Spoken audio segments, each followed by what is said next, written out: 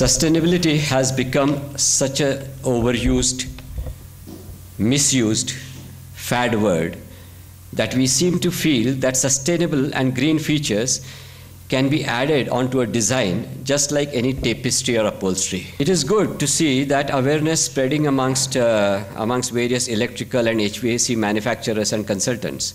But this popular scenario only tends to maximize the savings with a lot of expert technological inputs. What I would like to stress upon today and discuss today are the basic issues like our attitudes in life. Our attitudes in life which can minimize our consumption with mere common sense. In today's world, we seem to be having the perfection of means. That is, there's a lot of knowledge. There's a perfection of means, but a confusion of goals. There's a lack of wisdom, and so thus there is confusion of goals.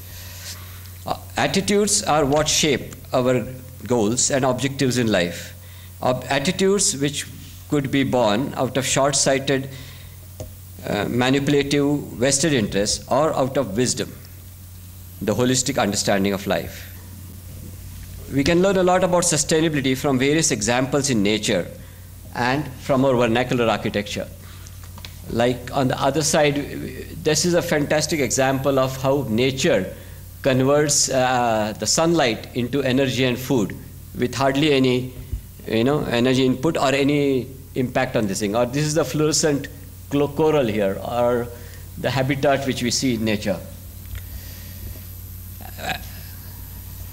And vernacular architecture also teaches us a lot. Look at these building materials which are used. This prefabrication which was existent many, many years ago, the vernacular response to cold climate by digging into the ground, or a hot climate by making wind scoops to bring the air inside and cooling it, or the use of snow. This is the yak wool which has been used to make this tent, which keeps the inside warm in minus 0 degrees centigrade. Or the wonderful way in which this mobile architecture of these migrant workers works. Or the way the natural rocks and the stones and the spaces are used to carve 4-storied, 5-storied skyscrapers or apartment blocks in stone. Vernacular architecture teaches us a lot about sustainability, because basically the attitude of these people was something which revered nature, which revered this wholeness of life. In Indian context also we'll see that simple things like this Coca-Cola crate has been used in a very innovative way for putting these buttas or corn, or the way we use newspaper to carry peanuts or stuff like that. Or something like this dress. There's just 2 pieces of cloth. There's no stitched cloth there, which can be, this can be full length or this can be half length. If it is hot, one can remove it. One can spread it on the floor and sit. One can pick up some fruits and store it, take it here. If it's sunny, one can shade oneself. Actually, I tried this experiment. I did live on these 2 pieces of cloth for 1 full year. Of course, when I went for client meetings, I did wear pant shirts. But at home, at the farm, I did that, and I thought it was very, very comfortable.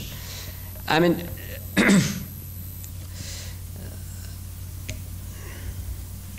then you can see the difference here, what the difference of what attitudes make to life and to design.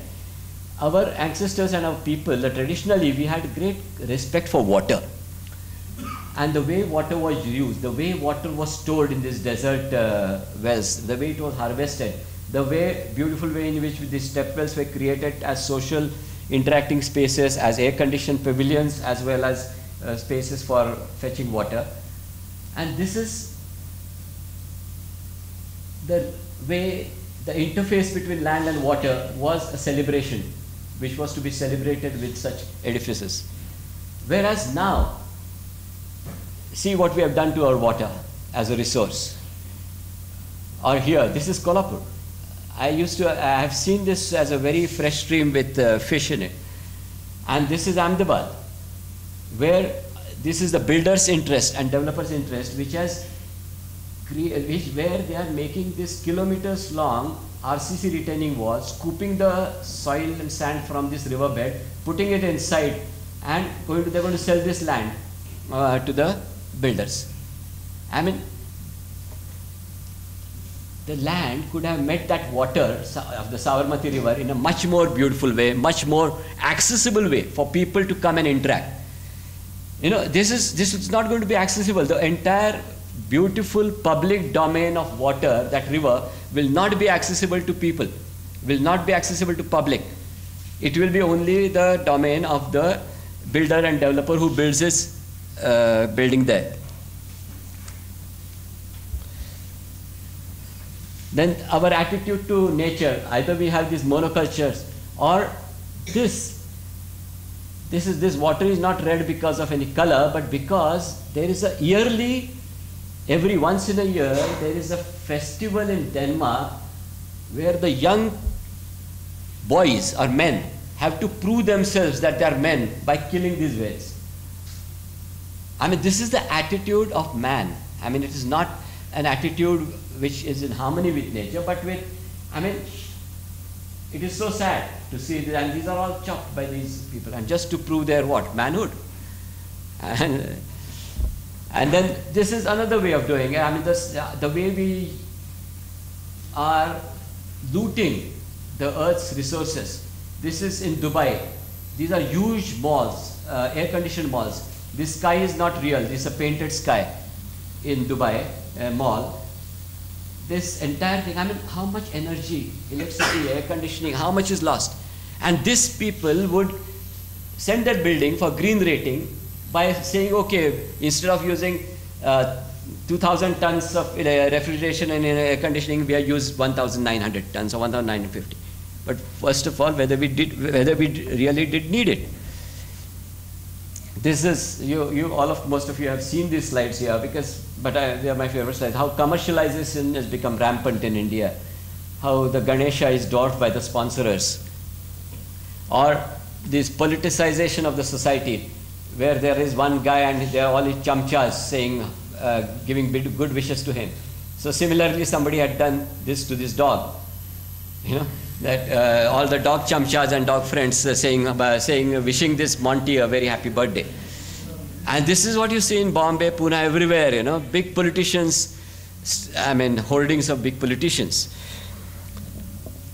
So without the right attitudes, the sustainable becomes unsustainable and green becomes a greenwash.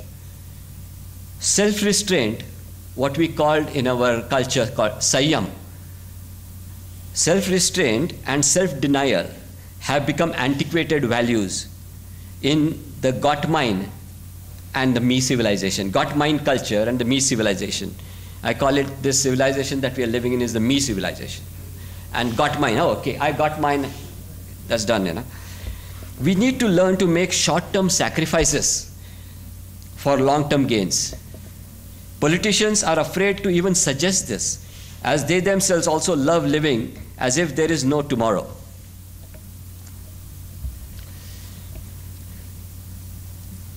We have instances like this where hills and hills in UAE have been bulldozed to bring that stone and soil here and make this artificial island. It's one of the most unsustainable projects of this century, where they could have even brought the water inside and built around it. That would have been better, cheaper, maybe. These are the villas along this. And maybe some of our film stars also own some of these villas. Or this is, nowadays we tout these kind of structures, like you have a green roof and all that, and we call them green buildings. I'm sorry, the vision is a little poor because this should have been higher. I can see people craning their necks. Please bear with us. And look at this building. This is going to be touted as a green building. Why? Because they've got this green screen here, they've got some terrace gardens, and they're reducing the air conditioning load inside. But this is a 800 crore building where 5 people are going to stay. A rich billionaire's residence in Mumbai. You all know what it is, whose it is. I mean, this is the way, I mean, green is being misinterpreted these days. Today we see those people who consume so much energy and resources by their greedy, flashy lifestyles and businesses are talking about sustainability. And this is a joke of it. I mean, we go to the big cities and you see the people and the manufacturers also who talk the most about green, our product is green, our green lifestyle is green, they have the worst lifestyles which consume the maximum energies. These are the people who exploit these trendy words, green and sustainability, to increase their own profits, which would in turn allow them to consume more and more. Thus, instead of learning from the mistakes of the overconsumptive developed countries, we see today an alarming growth in energy consumption of the developing countries. Actually, many people, even the Westerners, say that they have a lot to learn from India, the way India lived in terms of sustainability. But it's the other way that is happening. Whereas the growth energy consumption in USA is 1.3%, the growth of some developing countries has risen to 4.3%. The construction industry, which consumes about 50% of the total global energy, has grown by only 5% in the West, as compared to 10% in some developing countries, like India and China especially. So what we are seeing now are like, these are very, very sustainable urban scapes. There are 10-story skyscrapers made of mud in this settlement in Yemen. And these are aspiring to this kind of a setup or scenario. And will it work? So when Gandhiji, when he was asked if Indians should have the standard of living as the Britishers, because when he went abroad and came back, then people said, how do the British live and what's their standard of living? And should Indians have that standard? So Gandhiji said, it has taken Britain almost half the world's resources to do so, to live with that standard of living. What would happen if we all have the same, that kind of standard of living? What would happen to the resources of the world? The deeper we delve into the true meaning of sustainability, we realize that it is not just an add-on gimmick to design, but it is a way of life itself, with compatible supporting attitudes. True green sustainable design happens as a result of a unified, holistic, and compassionate attitude to life. Attitudes of simplicity, empathy, and concern, earnest concern for Mother Earth and for the present and future of all species, living and non-living. An attitude that does not equate good life with the number of goods that we have, where happiness happens to be an natural state independent of external gratifications. It is an attitude that celebrates simplicity in life and design. Out of this simplicity is born a sense of freedom and spontaneity. I'm talking about an attitude of empathy of caring towards Mother Nature, living and non-living entities. We're talking about an attitude that understands and recognizes the importance of the immeasurable spirit dimension in the design. A spontaneous attitude that achieves the desired honesty in design rather than the make-believe superfluous add-ons. An attitude that integrates various disciplines such as interior design, architecture, climatology, landscape design, ecology, economics, behavioral sciences, etc., to find comprehensive, sustainable solutions.